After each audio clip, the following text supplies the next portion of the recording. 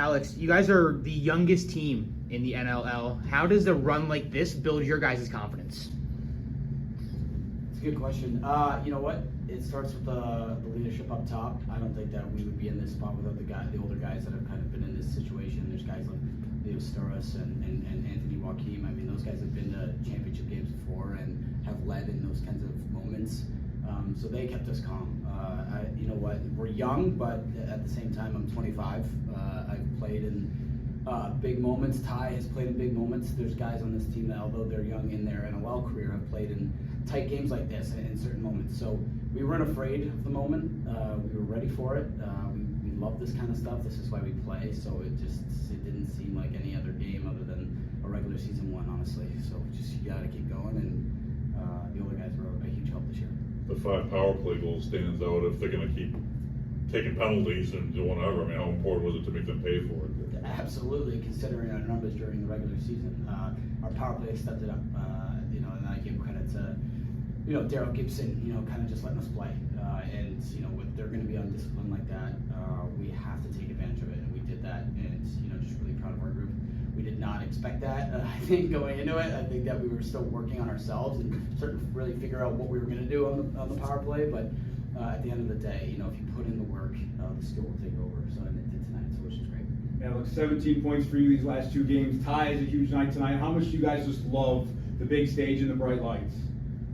Yeah, it's really fun. It's why you play the game, and it's why you go into the basement as a kid and you shoot the ball 100 and 200 times a day. This is the kind of stuff that you live for, and you don't want the moment to be too big, and it wasn't. This is the kind of stuff that we've been waiting for our entire careers. So it's really fun and it's exciting, and it's obviously personally it's great for me, but just to see everyone in the locker room, there's guys that are beat up and guys that are hurting, and it's all worth it. Glenn said that, he thought you guys were going to be improved, but never in his wildest dreams did he think you guys would be in the NL finals. So what were you thinking? You know what? It was a unique situation coming in. Everyone understood the year that they had last year,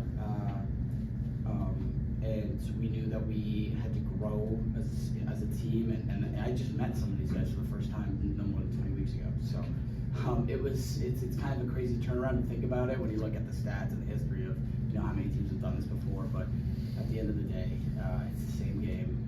It's nothing new, and there's not a lot of words that you can kind of describe this feeling. It's pretty surreal. Alex, you had 2 sequences in the 4th quarter where you just milked the clock.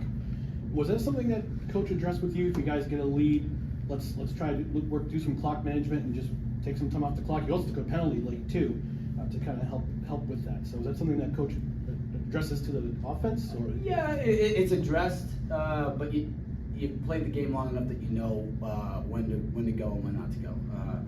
I knew that that they were going to swarm me like that when I went behind the net. I knew that my body was going to take something, but the great players do little things other than scoring goals and making plays. They do little things that are a little bit that suck sometimes, and if I got to do it, then I got to do it, and then Ty will do it, Ethan will do it, anyone will do it. I think, and it's not just for my own pleasure; it's for those guys, and it's for Albany. It was a tough year last year, so to have this is pretty cool. You guys got 2 late goals scored on you as the half was ending. Did coach say anything in the locker room to keep you guys encouragement and your spirits high? Absolutely. Yeah, they're going to score goals. They're one of the most talented teams I've ever seen, and we knew that. At the other end of it, we also have the best goalie I've probably ever played against and seen. So we knew that we were going to be able to do this. We knew that they were going to go on a run, and we knew that we have done this before. We did it on Friday. We knew that they were going to come and score. We knew that they were going to come at us and give us their best punch, and we just had to weather that storm. And we did it, and I'm pretty proud of our defensive stand. In that second half, it's not easy if you look at those names and those stats over the last 15 years. If Vegas was betting, it would not be with us. So it's awesome. But at the end of the day, I hope that we did win some money for some people that had some harsh bets. So it's awesome. It's that underdog mentality you guys keep working with. Always in the plus. Yep. How are you feeling right now after game 21? Much longer than the college season. You know what? That's a better question for the other guy, the older guys in the room. I feel not too bad. You know, it takes its toll. It's part of it, right? And I can't wait to just drink a beer. Like I don't really want to do anything. I just want to sit down with the boys and enjoy this. Watch who we're gonna let's hope Toronto gets one and then someone else wins later so we can get a nice week off and freshen up. But yeah, just I'm fine. I'm ready to roll. So no whiskey. No, you gotta keep it light these days. Yeah, Clarky, well, that's all Clarky. So we'll fight instead. The fact that you guys were down 2-0 to start this game against San Diego and you scored that first goal, how big did that feel?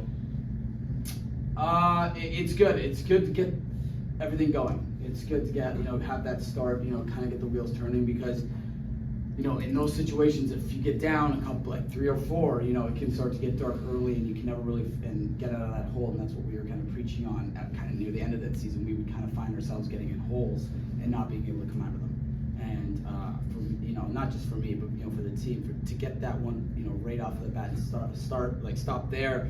A little run that was good, and I think that kind of calmed everybody down, and it calmed me down a little bit to see that ball go in the net. So, yeah, just continue to do that.